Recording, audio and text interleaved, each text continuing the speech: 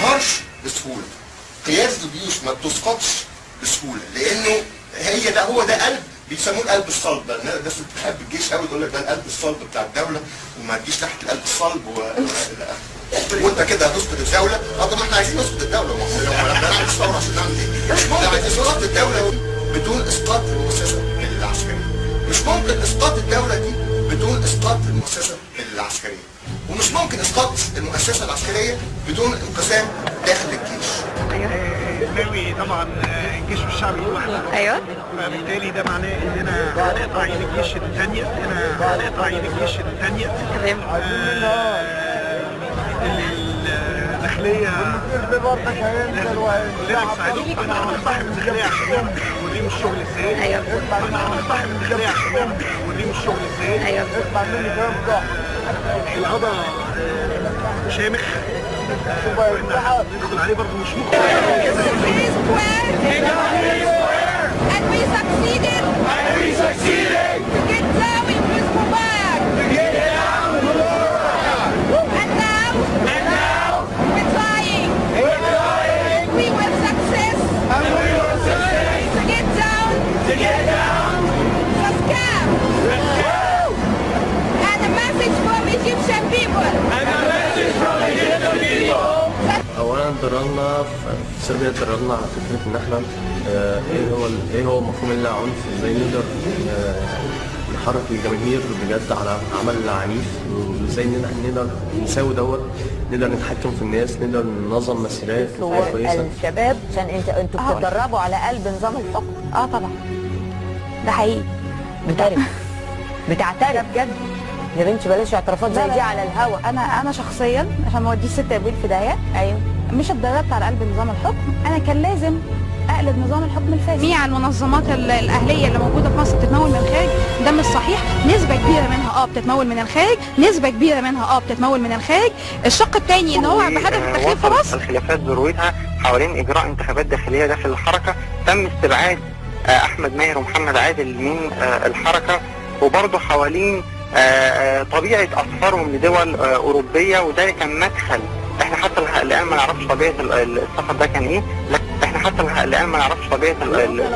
ايه، لو شفت ده انت لازم تجيبه وتمسكه. لا، انا هقول لك اعتراف مهم على الهوا، اعتبر ده اعتراف. لو كان ده مهم، انا احمد دومه اعترف ان انا كنت بمسك ازازات مولوتوف وبحدفها على ده، لان كان في مجموعات من ضباط بتحدفها على المجمع. لا، مش على المجمع، على مجموعه ممن يرتدون زيا عسكريا، احنا ما كناش هنقدر ان احنا نكسر الذراع الامني للنظام الا قسم الأربعين وحصل حركه وحصل مساله ان احنا انجحنا او اسقطنا مبارك بان احنا طلعنا هدفنا سلميه ونظفنا الشوارع. ده برضه مش صحيح. كسر الذراع الامني لنظام مبارك كان هو اول طريق بحجم المولوتوف وبحرق الاقسام وبحرق العربات المنويه وبضرب ضباط الشوارع.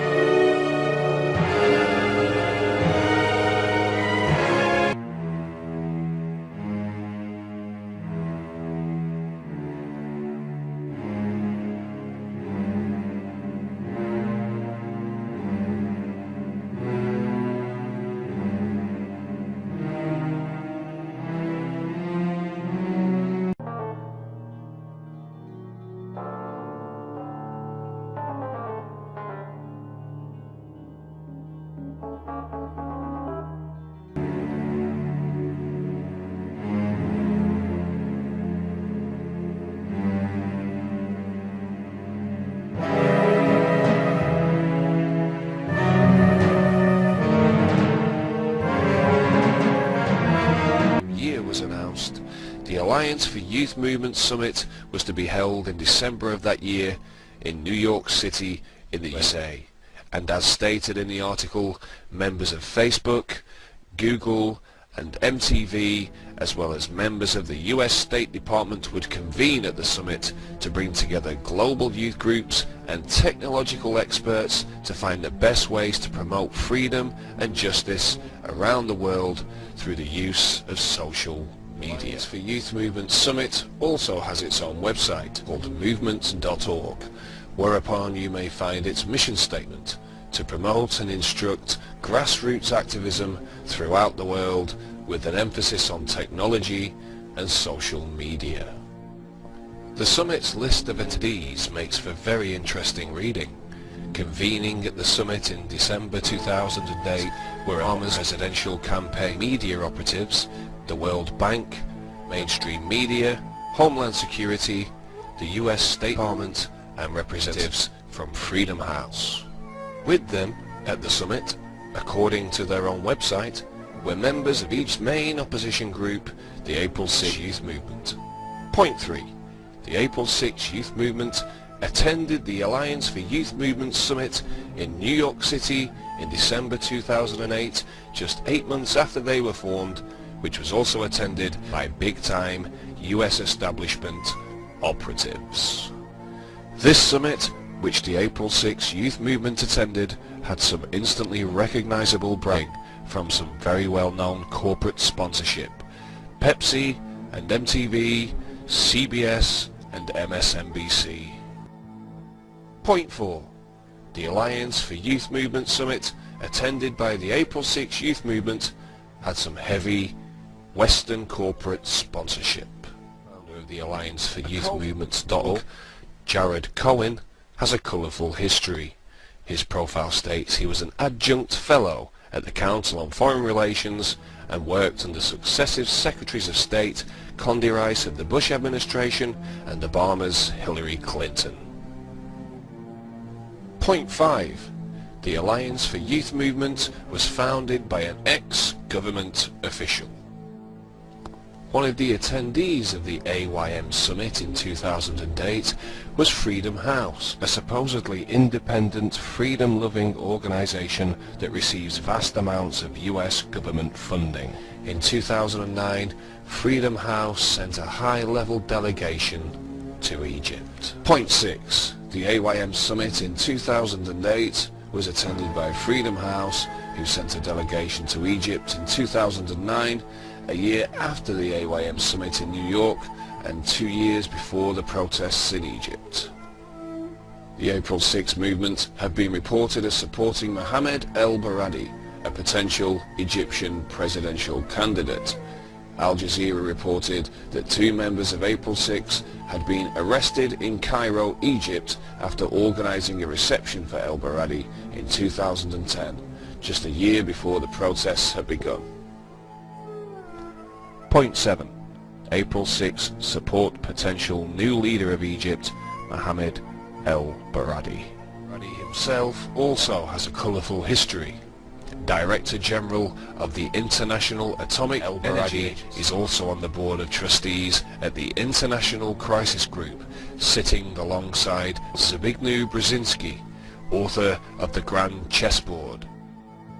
Brzezinski is also a political mentor whose media campaign officials attended the AYM Summit in the same year April 6 was formed, and Brzezinski's daughter, coincidentally of course, has major ties with 2 leading mainstream media outlets, CBS and MSNBC, who were also sponsors of the AYM Summit in New York in 2008. International Crisis Group trustee, alongside el-Baradei and Brzezinski, is George Soros, who also backed Obama through his MoveOn.org.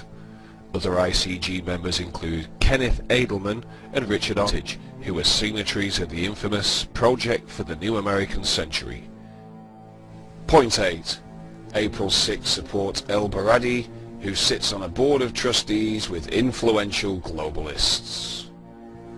Just 3 days after the Egyptian protests had begun, the UK's tilted on a WikiLeaks cable that alleged that the US had backed the Egyptian rebel leaders. A cable from the US Cairo embassy states that a member of the April 6 movement had been satisfied with his participation in the Alliance for Youth Movement Summit and his meetings with government officials on Capitol Hill. But it wasn't until 10 days after the long-awaited resignation of Mubarak that April 6 co-founder Ahmed Salah el-Din Ali, the anonymous activist in the WikiLeaks plan to overthrow Mubarak with US officials in 2008.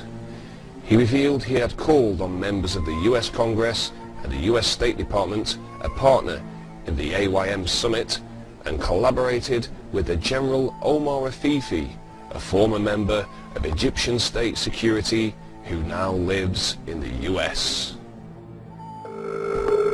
One man surrounded by technology. It's a personal command center in a tiny apartment 10 minutes from Washington, D.C. From here, the revolution gets direction. Omar Afifi Suleiman speaks to protests in Egypt via cell phone. Suleiman briefs activists on how to prevent confrontation. 20 years as an Egyptian police officer, he says he knows all about that. He wrote a book instructing ordinary citizens how to avoid police abuse. The book was banned in Egypt, and Suleiman says death threats forced him out of the country, to America, where he says he's been waiting 3 years to start a revolution. 3 years previously would have been 2008, the year of the Alliance Youth Movement Summit and the inception year of April 6 Youth Movements. Point 9. An April 6 co-founder who went to the AYM summit in New York City spoke with government officials of plans to overthrow Mubarak and with an ex-state security Egyptian who directed the protests from Washington, D.C. However, when April 6 co-founder Ahmed Salah el-Din Ali revealed all of the above, his status within the April 6 movement was drastically altered. Instead of being reported during the protests on Press TV, we appreciate that. Thank you very much. Ahmed Saleh from Cairo. Many thanks. And in the international business. Ahmed Salah's revelations prompted another co-founder, Ahmed Meir, a one-time close friend of Salah's, to undermine Salah's status. Instead of being co-founder, Salah was dropped to just a coordinator, who Meir denied was ever an activist within his movement, who had merely helped with translations and dealing with foreign journalists. Point 10. The April 6 movement was seriously discredited and its co-founders split after inside revelations.